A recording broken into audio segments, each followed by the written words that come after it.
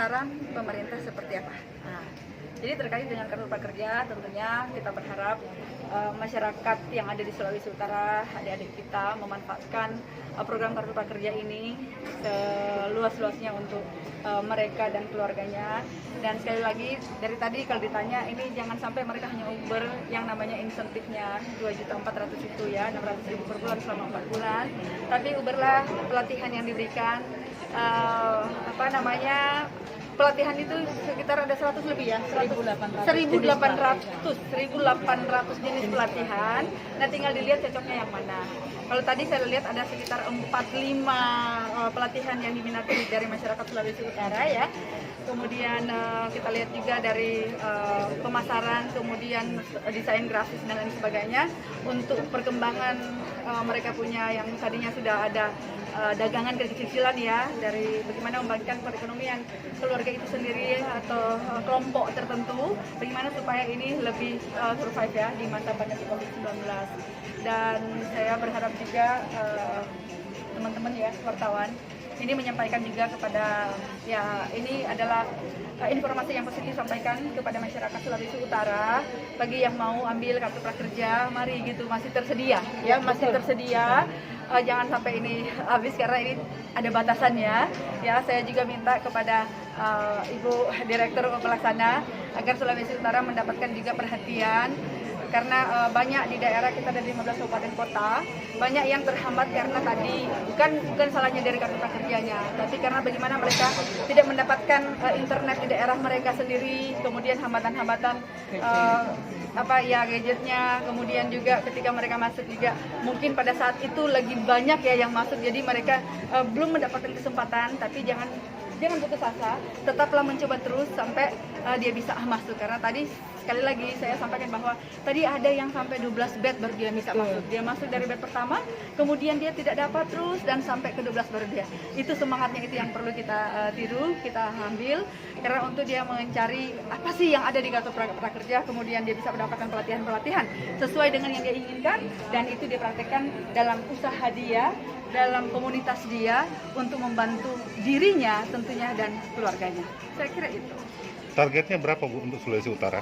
Ini kan sudah ada 200 lebih ya, di Sulawesi sudah ada 200.000 di Sulawesi Utara. Nah, kita di sini ada sekitar kalau untuk orang dewasa ada mungkin sekitar 1,9 juta lah ya kira-kira yang bisa mengambil ini. Tapi tentunya ada umur ya yang membatasi, dan diprioritaskan tentunya umur 18 sampai 45 tahun kira-kira. Ya, itu yang diprioritaskan. Kemudian saya juga berharap kepada teman-teman adik-adik yang ada di Sulawesi Utara, bagi mereka yang sudah mendapatkan subsidi upah dan lain sebagainya, karena ini memang ini bantuan pemerintah, bagaimana ada pemerataan di masyarakat menerima bantuan. Jadi bagaimana ya, kalau sudah mendapatkan PKH itu salah satu sudah tidak bisa masuk. Ada 2 program bantuan pemerintah, ketika sudah dapatkan itu sudah bisa masuk di kartu prakerja. Jadi biar ini jangkauan bantuan pemerintah ini mendapatkan merata kepada masyarakat. Itu poinnya sebetulnya. Ya, jadi bagi yang mendapatkan kesempatan di kartu prakerja, ayo mari, karena dia bukan cuma mendapatkan insentif itu sendiri, tapi dia mendapatkan yang sekali lagi mendapatkan pelatihan, dan pelatihan ini menjadi modal utama bagi dirinya. Saya kira itu. Betul ini. Kalau gelombang 21 kan baru tutup, nanti akan sampai gelombang berapa Bu? Oh iya, mungkin bisa dijawab oleh. Baik, jadi betul bahwa gelombang 21 baru saja ditutup. Gelombang 22 tidak dilakukan dalam waktu dekat karena kita menunggu pencabutan dari kepesertaan mereka yang tidak memanfaatkan kartu prakerja dalam waktu 30 hari. Jadi tidak dalam waktu dekat, tetapi masih pada tahun ini. Terima kasih. Namanya siapa Bu? Saya Deni Puspa Purbasari, Direktur Kemudian ini, selama ini evaluasinya apa penyebab sampai mereka belum memanfaatkan kartu prakerja ini setelah mereka sudah diterima? Mungkin itu dulu baru saya bisa jawab. Jadi kami menanyakan kepada mereka, kamu kenapa tidak memanfaatkan kartu prakerja setelah 30 hari? Yang pertama itu paling banyak Ibu adalah mereka memutuskan untuk mendaftar program bantuan yang lain. Jadi mereka mungkin melihat bahwa prakerja harus berlatih terlebih dahulu, mungkin tidak sabar dan segala macam. Yang kedua adalah mereka mengira uangnya ditransfer dulu ke rekening mereka, baru kemudian untuk belanja. Kami mengatakan sudah berusaha untuk mengedukasi bahwa yang ada tuh saldo dulu, bukan uang ditransfer ke rekening Anda, tapi ada di dashboard itu, Bu, supaya kemudian dengan saldo itu bisa membeli pelatihan. Jadi mereka ngecek-ngecek ke ATM, uangnya kok nggak ada ya yang 2,4 juta atau 1 juta, jadi mereka salah mengerti begitu. Yang ketiga, mereka kenapa belum memanfaatkan, memang kemudian mereka belum mengerti bahwa ada semacam 2 tahap, yaitu pertama adalah membeli pelatihan di digital platform, setelah itu mengikuti pelatihan di Learning Management System lembaga pelatihan. Jadi ada 2 tahap registrasinya. Kami sudah berusaha maksimal, Ibu, untuk kemudian mendorong dan kemudian mensosialisasikan bahwa tahapannya ada seperti itu. Jangan menunggu buka rekening dulu, karena uangnya nggak ngalir begitu sudah ditetapkan. Yang penting adalah teman-teman login dan kemudian belanja pelatihan langsung. Karena uangnya sudah ada atas nama teman-teman, tapi bukan ke rekening teman-teman. Nanti kalau ke rekeningnya teman-teman, siapa yang menjamin itu nggak ditarik dan dibuat jajan, ya kan? Jadi uang insentifnya setelah menyelesaikan pelatihan pertama, baru teman-teman nanti akan melihat uang 600.000 itu ada di rekeningnya teman-teman. Seperti itu. Jadi kurang paham tentang proses ini. Ya. Jadi mungkin tadi kalau dari penjelasan Ibu Direktur, nah ini kembali lagi kepada masyarakat, adik-adik yang mau ambil, janganlah lihat sekali lagi, jangan lihat insentifnya. Kalau cuma itu motivasinya, ya tentu akan terdelete sendiri, tidak akan karena jangan harap itu uang akan ditransfer, karena dia kenapa dibikin, dia harus menerima pelatihan ya, minimal 1 pelatihan, baru itu bisa ditransfer gitu. Kalau itu makanya lagi-lagi sayang sekali kenapa kita banyak anak-anak harus mendapatkan pelatihan, dia harus bayar dengan angka yang tidak sedikit loh untuk pergi ke tempat-tempat pelatihan, latih skillnya untuk tujuan dia misalkan melatih manajemen dan segala macam, itu bayarnya lumayan mahal. Nah di sini sudah dikasih kemudahan untuk dapatkan itu, kok malah dibalik, ini cuma Uber yang tadi, Uber wah, janganlah Uber insentif, Uber lah itu pelatihan itu. Tapi tujuannya cuma untuk insentifnya. Jangan berharap kalau misalkan Bapak Ibu adik-adik akan dapatkan itu, karena tidak akan ditransfer sebelum Bapak Ibu mengambil pelatihan itu, belajar atau menerima pelatihan minimal 1 pelatihan. Saya kira itu, Ibu. Betul, ya.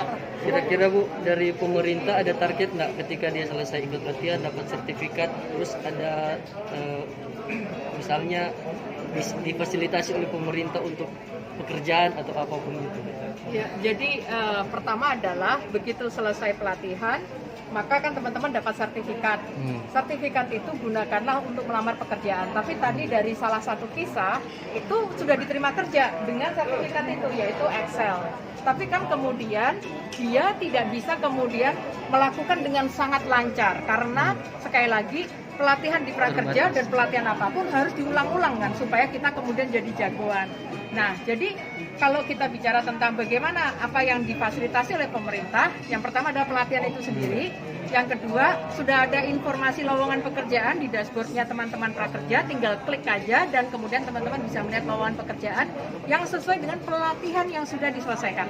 Jadi misalnya kalau sudah selesai pelatihan Excel, MS Word, Microsoft Office, itu mungkin lowongan pekerjaannya adalah tenaga administrasi perkantoran atau kemudian tenaga penjualan, itu masih bisa pelatihan-pelatihan seperti itu. Nah, jadi itulah yang difasilitasi oleh pemerintah. Tapi kalau menjamin seseorang itu dapat kerja, universitas saja tidak menjamin, SMA aja yang 3 tahun tidak menjamin. Yang penting tadi yang dinasihatkan oleh Ibu Feli, kita tidak boleh berhenti belajar dan kita harus memantaskan diri untuk bisa diterima kerja gitu.